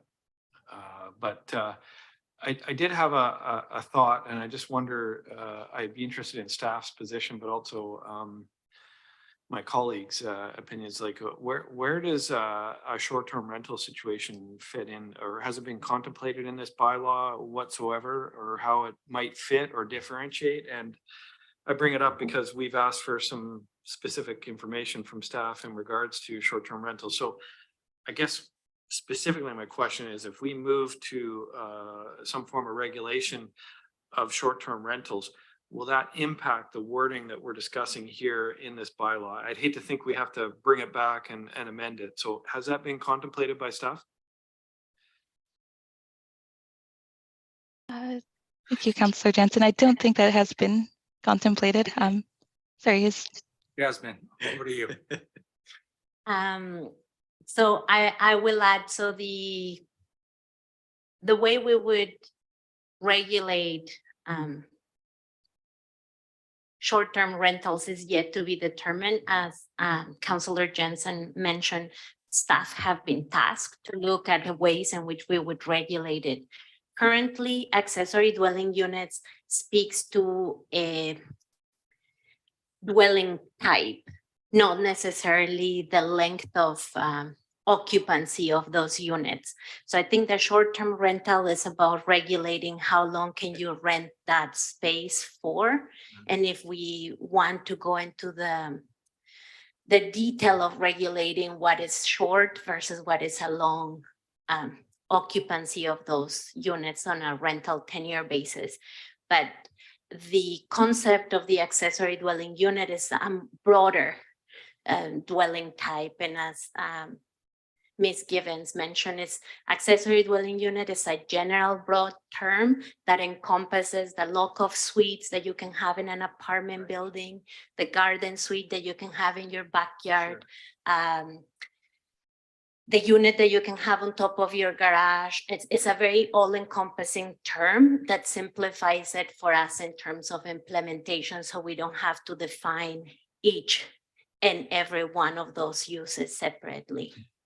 That's great. Thank you. And I appreciate that distinction. And I do think we're moving in the right direction, Your Worship. I guess all I can say in motivation is that I'm going to vote in support of this.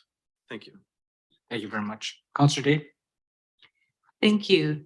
So I'm concerned that there was our public hearing, and there is a great deal of concern from residents who need and want to have affordable housing. But there's also a big problem with parking, which was, of all of the issues that were raised, parking was a big one and raised by more people than any other. So I'm just wondering why there is nothing in this recommendation to deal with the parking issues, because where we've had the best success has been in Royal Bay, where the suites were required to provide a parking spot on their own property to reduce the impact to the rest of the community. So what do we have to address parking here? Thank you, Councillor Day, and through the chair. The parking requirements are currently regulated by Bylaw 1909, which is the off-street parking bylaw, and it does require one parking space be provided per suite. The section on accessory dwelling units and secondary suites does not contemplate parking, so therefore we're not including any amendments to address parking issues. That's a different bylaw. So I would just say for the rest of council's consideration that this is a real problem that is currently existing with suites in our community. My own neighborhood, I just recently heard during the snow events, my road wasn't plowed. And one of the reasons was so many people park on the sides of the road that staff find it difficult to plow the roads.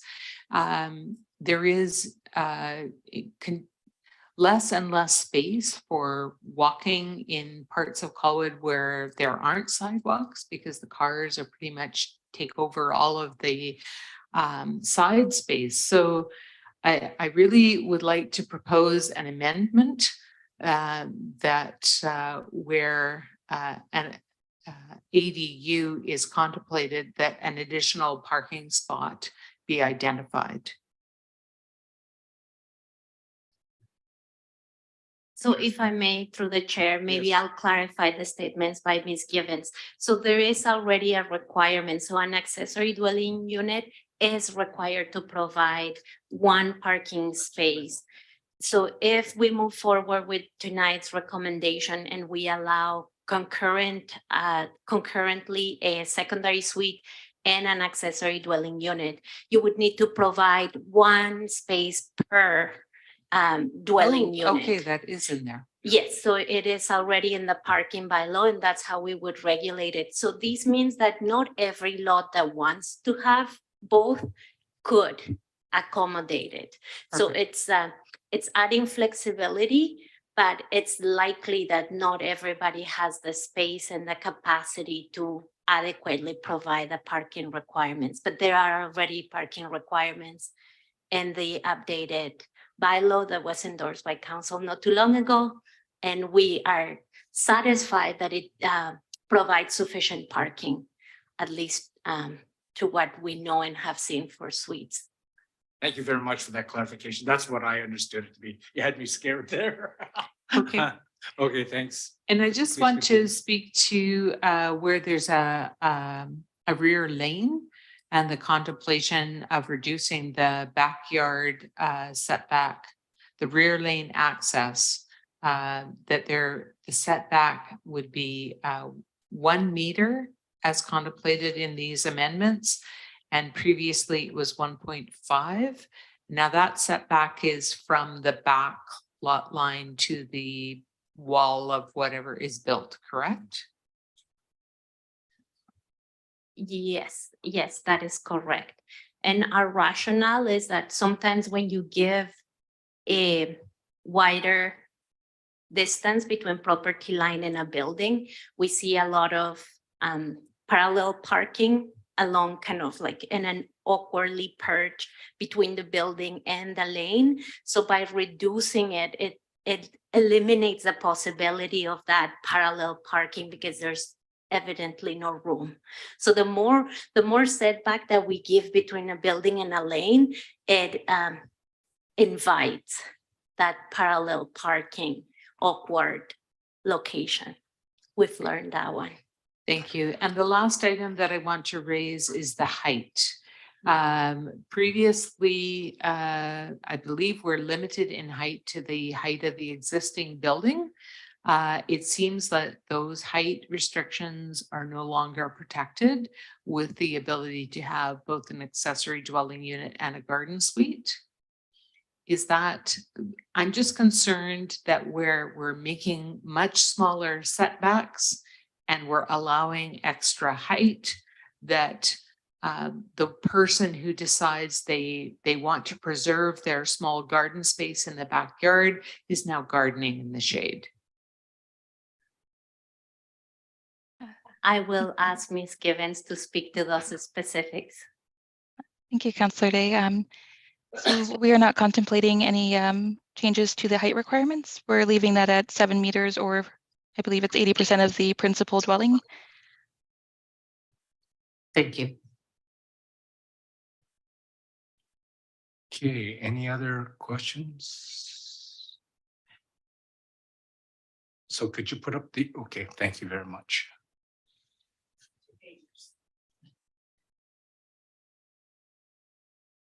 Right on.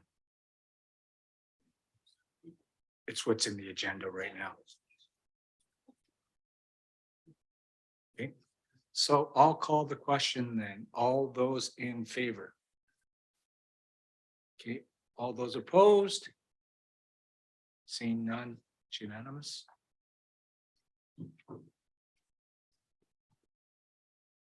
Thank you very much. That was a good job, Yazmin and Desiree. Good job. Okay, bylaws, bylaw 1967 land use amendment. Third reading, so it's as amended. So it's the very first one, everyone. That bylaw 1967 cited as Colwood land use bylaw number 151, 1989, amendment number 201, accessory dwelling unit bylaw number 1967-2023 be given third reading as amended. Councillor Jensen, Councillor Grove. Discussion. All in favor? Opposed? Seeing none, unanimous. Thank you very much. Bylaw 1973, land use application procedure amendment adoption. That's the fee update. Get a mover and seconder, please. Grove and Olson. Discussion. Councillor Day. Thank you. Thank you. There are a number of areas in the bylaw where I think it's a disincentive to regular homeowners who are not developers. For example, a boundary adjustment costs $4,835, which is a rather large fee, as there can be boundary adjustments between two properties who may have historical use. And it's not increasing the size of the lot, but it may be assisting with access, say, to a garden suite or an accessory dwelling. And I just would like to hear an evaluation for why this fee is so high.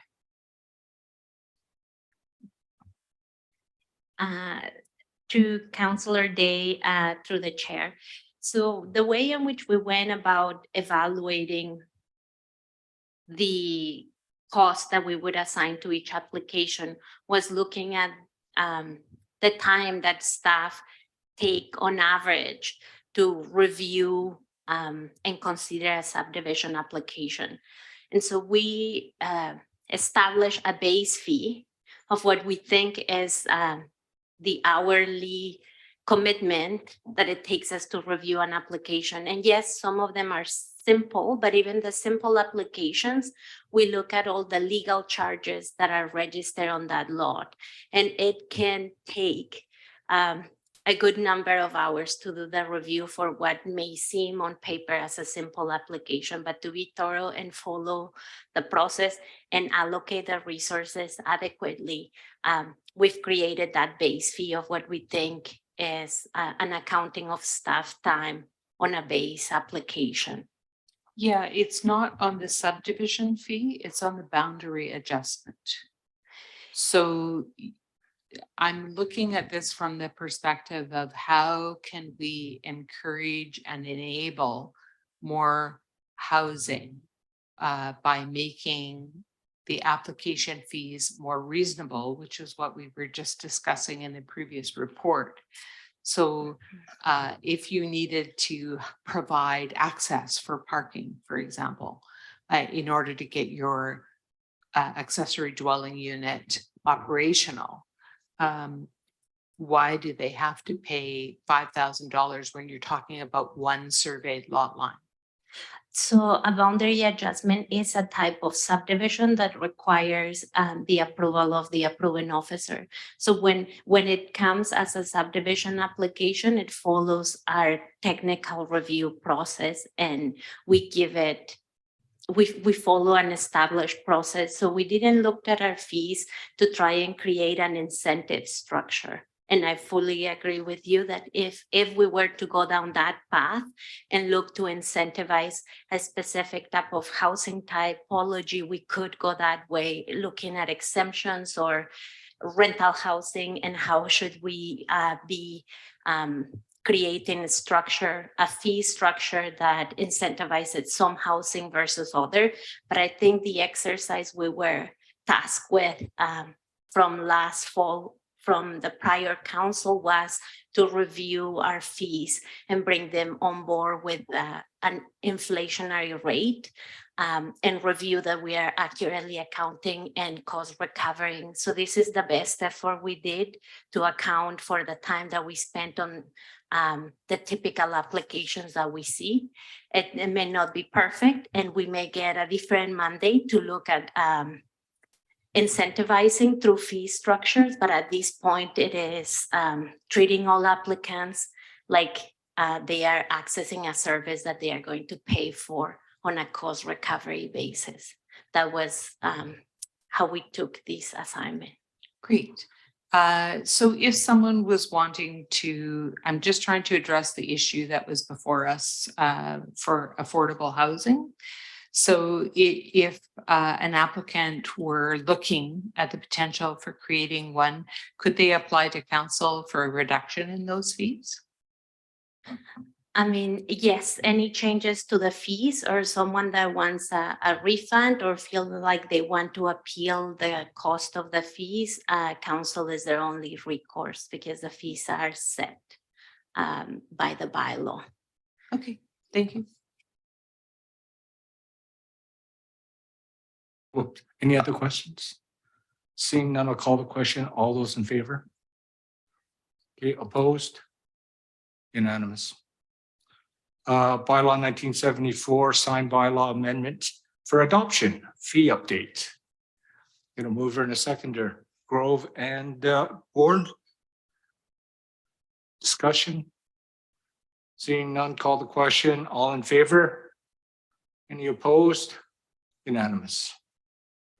Okay, bylaw 1975, Colwood Subdivision and Development Bylaw Amendment, fee update, adoption. Mover, Grove and Ward. Questions or discussion? Seeing none, call the question. All in favor? Oh, okay, that's unanimous. Thank you. Bylaw 1976, Fees and Charges Amendment, Schedule E, F, G, adoption. Mover and seconder, please. Olson and Jensen. Discussion? Seeing none, called question. All in favor? Any opposed? Okay, that's unanimous. Thank you. And lastly, bylaw 1979, 5-year financial plan, 2023 to 2027. Get a mover and a seconder, please. Jensen and Olson. Discussion. Call the question. All those in favor? Any opposed? That's unanimous. Thank you very much. And thank you. Day and Grove, all in favor?